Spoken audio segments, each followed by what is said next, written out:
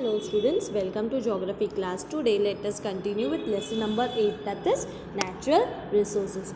हमने last session में देखा था कि different natural resources which are used for different activities. फिर हमने देखा था कि जो अलग अलग ग्रास लैंड्स जो ये होता है latitudinal distribution of natural vegetation, जैसे नेचुरल वेजिटेशन जो होता है वो अलग अलग जो हमारे टेम्परेचर जोन्स के हिसाब से अलग अलग जगह क्लाइमेट के हिसाब से there are various types of natural vegetation like equatorial, evergreen, deciduous, tropical, grassland, thorny scrubs, temperate grasslands, then mixed forests, broadleaf, coniferous and tundra. As we have seen in this figure, there are different types of natural vegetation.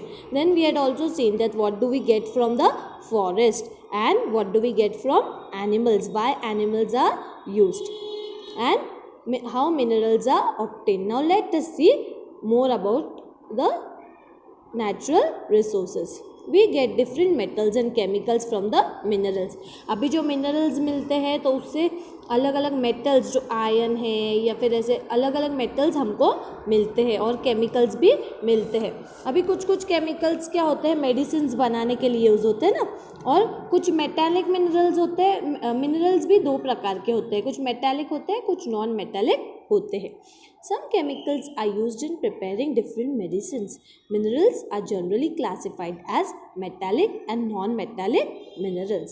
Metallic minerals are used for obtaining different metals such as iron, bauxite, etc. जो metallic minerals होते हैं वो अलग अलग metals obtain करने में मदद करते हैं, और जो non-metallic minerals होते हैं वो क्या करते हैं, ऑब्टेन करने में वेरियस केमिकल्स. कौन से, gypsum, rock salt, calcite etcetera. ये जो है तो आपको ऐसे भी आ सकता है, name the following, name the non metallic minerals, that is gypsum, rock salt and calcite. और मेटालिक मिनरल्स में आपका आयरन, बॉक्साइट आता है. Okay, so in all the figures except for fishing, all the activities of obtaining natural resources are being carried out on land. यानी कि ज़्यादा से ज़्यादा हम क्या यूज़ करते हैं, लैंड यूज़ करते हैं ना, और सिर्फ फिशिंग हम वाटर में करते हैं, राइट. तो this means that land is also a natural resource. यानी कि लैंड भी एक नेचुरल रिसोर्स है ना, क्योंकि हम बहुत सारी वेरियस एक्टिविटीज़ जो हमने अभी देखी तो वो उधर ही हम करते हैं. Living things that are born on land grow, live and die on land itself.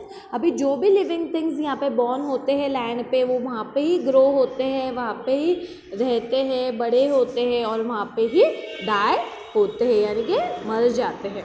Land is an invaluable resource, that is why it is sold और बॉट. यानी कि लैंड एक इनवैल्यूएबल रिसोर्स है, इसलिए हम उसको खरीद सकते हैं, उसको बेच भी सकते हैं.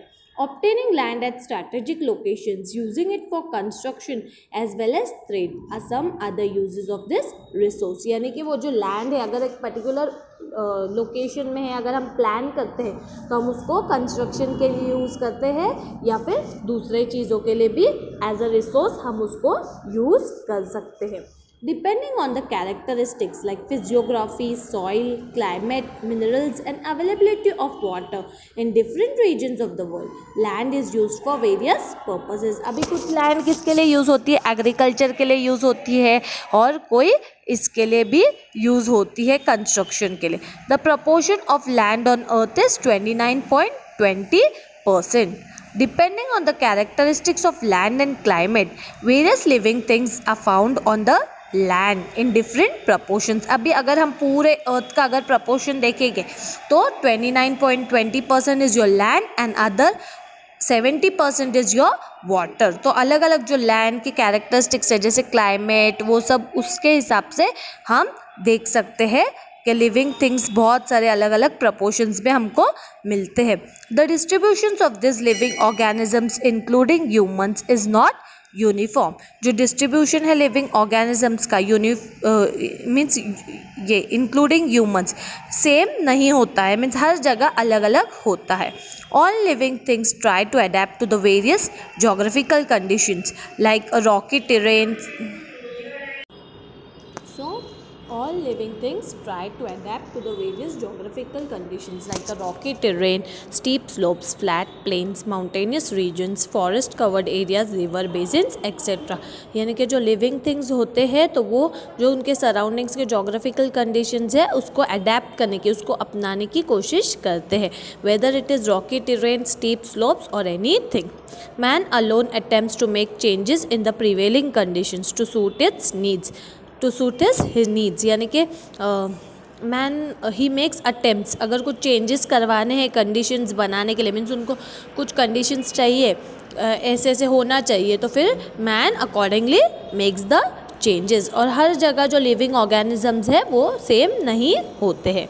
Every living things make use of natural resources according it to its need. अभी हर एक लिविंग थिंग जो है अपने हिसाब से नेचुरल रिसोर्सेज यूज़ करते हैं. However, man started using many of these resources for himself alone with the help of his intellectual power. यानी कि मैन ने अपने ब्रेन पावर से अलग अलग रिसोर्सेज खुद के लिए यूज़ करने स्टार्ट किए. Later, the increase in population and the greed of humans led to exploitative use of resources.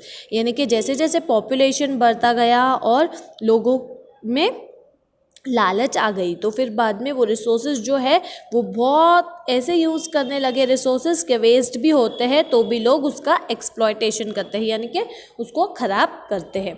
This began to upset the balance in nature. ये बैलेंस मीन्स अगर हम कन्वीनियंटली यूज़ करते हैं, अभी कुछ भी चीज़ अगर हम ज़्यादा यूज़ करते हैं तो ऑब्वियसली वो ख़त्म तो होगी ना, तो वैसे ही वो बैलेंस नेचर का जो है वो अपसेट डिस्टर्ब होने लगा. This means that it is necessary that man also must use the natural resources only according to his needs and in a judicious manner. यानी कि हमको जब natural resources लगते हैं तब ही यूज़ करना चाहिए, उसको unnecessary waste नहीं करना चाहिए, क्योंकि उससे क्या होता है अगर हम unnecessary ज़्यादा वेस्ट करते हैं तो हमारा जो बैलेंस है नेचर का वो डिस्टर्ब हो जाता है. ओके, वॉट वे नाउ ये तो हम नहीं देखेंगे. Always remember man has to depend on nature for many things. Means बहुत सारी चीज़ों के लिए man has to depend on nature, यानी कि नेचुरल चीज़ों पे मैन को डिपेंड होना पड़ता है. जैसे अभी फॉरेस्ट से हमको जो क्रॉप्स वगैरह मिलते हैं, फ्रूट्स मिलते हैं, फ्लावर्स मिलते हैं, वेरियस मेडिसिन्स मिलते हैं. What ever the expanse of his progress, यानी कि मैन कितना भी प्रोग्रेस कर ले उसको नेचर पे डिपेंड होना ही पड़ता है.